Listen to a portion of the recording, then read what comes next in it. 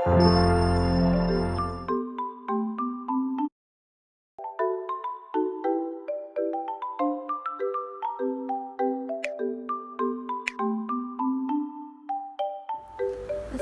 warahmatullahi wabarakatuh. Saya Vera Delva dari Universitas Bengkulu, Fakultas Ekonomi Prodi D3 Akuntansi tahun 2020. Tentu saja di sini saya akan membahas materi Accounting for Merchant Business Operation atau sering disebut akuntansi perusahaan dagang. Akuntansi perusahaan dagang ada 3 jenis perusahaan berdasarkan aktivitas operasionalnya, yaitu yang pertama yaitu perusahaan jasa, yang kedua perusahaan dagang, yang ketiga perusahaan manufaktur. Untuk perusahaan jasa, yaitu aktivitas operasionalnya memberikan layanan jasa kepada pelanggan. Dan untuk perusahaan dagang itu aktivitas utamanya membeli barang dagangan dan menjual barang dagangan tersebut tanpa mengubah bentuk barang tersebut. Selanjutnya perusahaan manufaktur.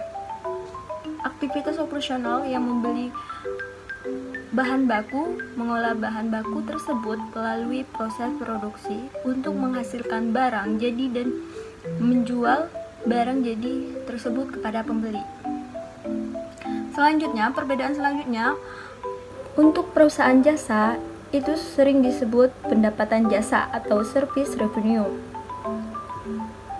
Dan perusahaan dagang itu sering disebut penjualan atau sales revenue atau sales. Untuk perusahaan manufaktur, pendapatannya disebut penjualan atau sales revenue atau Perbedaan selanjutnya, persediaannya berupa perlengkapan atau barang habis pakai yang akan digunakan untuk pendukung layanan jasa yang diberikan atau layanan operasional perusahaan. Itu perusahaan jasa. Nah, kalau perusahaan dagang, selain perlengkapan juga terdapat persediaan berupa barang dagangan yang merupakan bagian dari aset lancar yang akan memberikan manfaat ketika barang dagangan tersebut terjual. Terakhir, itu perusahaan manufaktur. Nah, selain perlengkapan juga terdapat 3 jenis persediaan untuk manufaktur. Yang pertama, persediaan bahan baku, yang kedua, persediaan barang dalam proses, yang ketiga, persediaan barang jadi.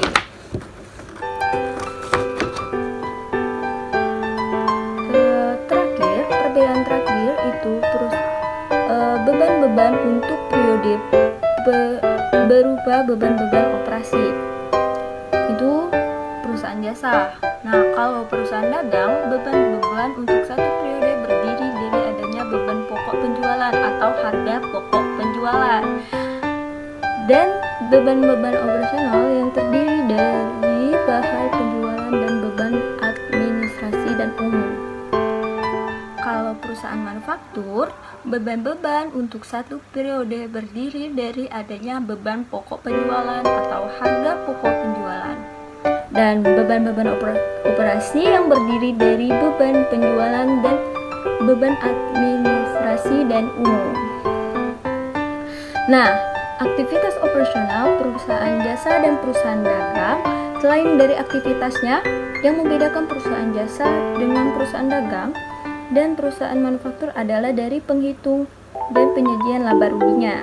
Perusahaan jasa menjanjikan laporan laba rugi biasanya dengan format single step. Apa itu single step? Artinya, pendapatan yang diperoleh langsung dikurangkan dengan semua beban untuk memperoleh laba atau rugi. Sedangkan perusahaan dagang dan perusahaan manufaktur menggunakan format multiple step. Baik, selanjutnya perhitungan laba pada perusahaan dagang dan manufaktur. Harga pokok penjualan atau HPP adalah total harga perolehan atas barang yang terjual dalam satu periode. HPP merupakan akun kelompok beban, namanya beban pokok penjualan, dan dalam bahasa Inggris disebut cost of goods sold. Harga perolehan atas barang dagangan merupakan semua pengeluaran yang dibayarkan oleh perusahaan untuk memperoleh barang dagangan sampai barang dengan tersebut siap untuk dijual. Selanjutnya istilah-istilah dalam kaitannya dengan arus harga perolehan atau cost flow. Yang pertama, persediaan barang dagangan awal atau beginning inventories, yaitu total harga perolehan atas barang dagangan pada awal periode yang nilainya diambil dari nilai persediaan akhir periode sebelumnya. Nah, yang kedua, pembelian atau cost of good purchase atau purchase, yaitu total harga perolehan atas barang yang dibeli untuk satu periode.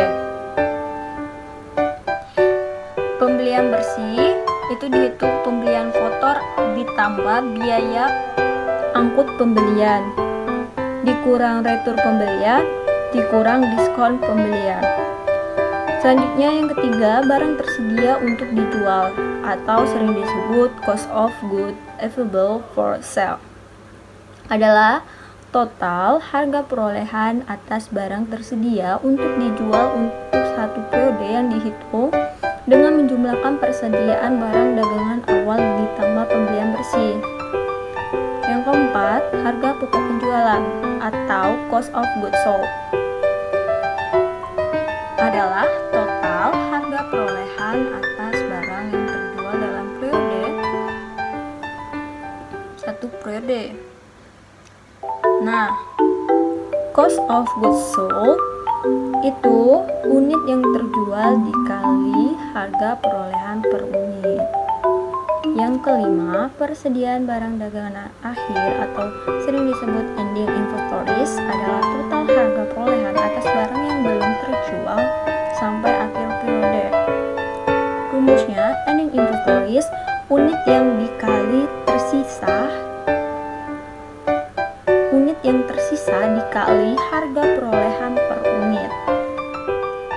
Selanjutnya istilah-istilah dalam kaitannya dengan arus harga perolehan atau cost flow. Yang pertama, persediaan barang dagangan awal atau beginning inventories, yaitu total harga perolehan atas barang dagangan pada awal periode yang nilainya diambil dari nilai persediaan akhir periode sebelumnya. Nah, yang kedua, pembelian atau cost of good purchase atau purchase, yaitu total harga perolehan atas barang yang dibeli untuk satu periode. Pembelian bersih itu dihitung pembelian kotor ditambah biaya angkut pembelian, dikurang retur pembelian, dikurang diskon pembelian.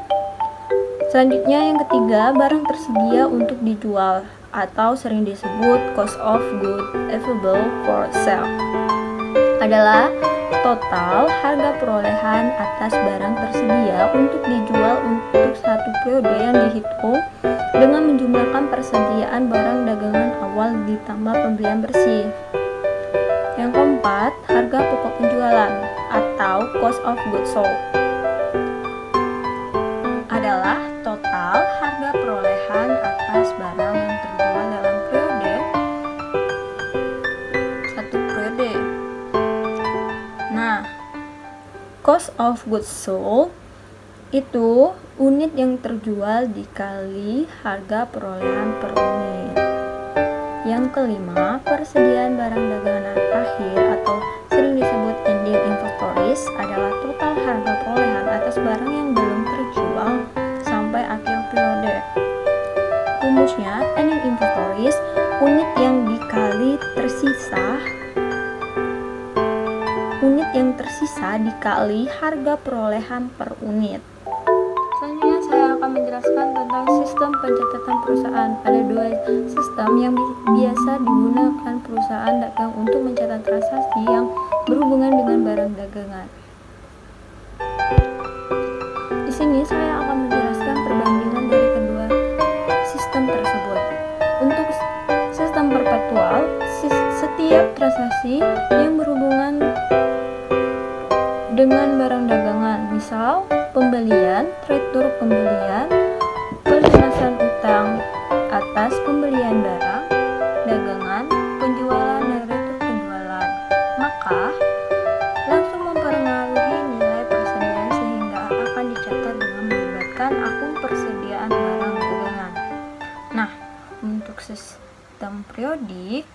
itu pembelian, retur pembelian, pelunasan utang atas pembelian barang dagangan, penjualan dan retur penjualan, maka tidak langsung mempengaruhi nilai persediaan sehingga tidak dicatat pada akun persediaan barang dagangan.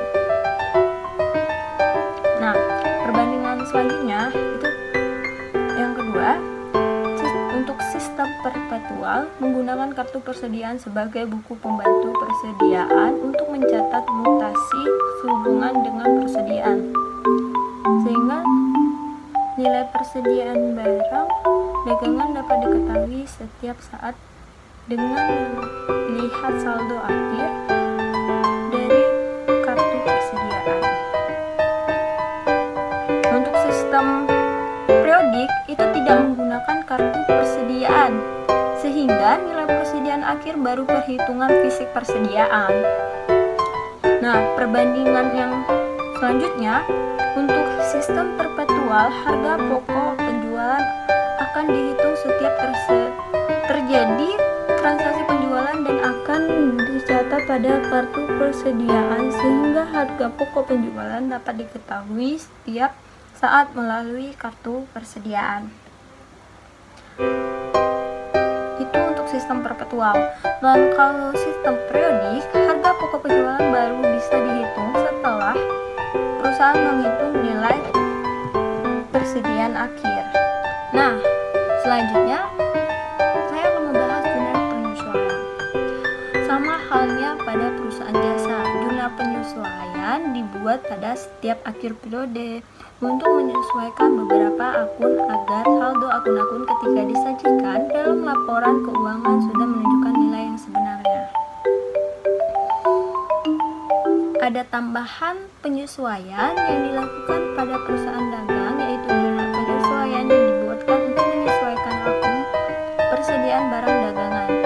Nah, jurnal penyesuaian ini melibatkan dua akun, yaitu persediaan barang dagangan dan harga pokok penjualan. Terakhir, saya akan membahas laporan keuangan pada perusahaan dagang.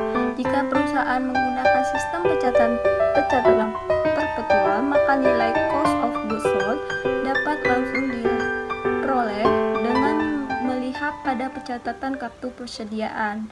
Namun, jika perusahaan menggunakan sistem pencatatan periodik, maka sebelum penyusun laporan laba rugi, maka perusahaan terlebih dahulu menghitung harga pokok penjualan atau cost of goods sold untuk produksi. Nah, untuk contoh harga pokok penjualan itu laporan perubahan ekuitas, selanjutnya laporan posisi keuangan, laporan arus kas, dan yang terakhir catatan atas laporan keuangan. Baik, saya akhiri.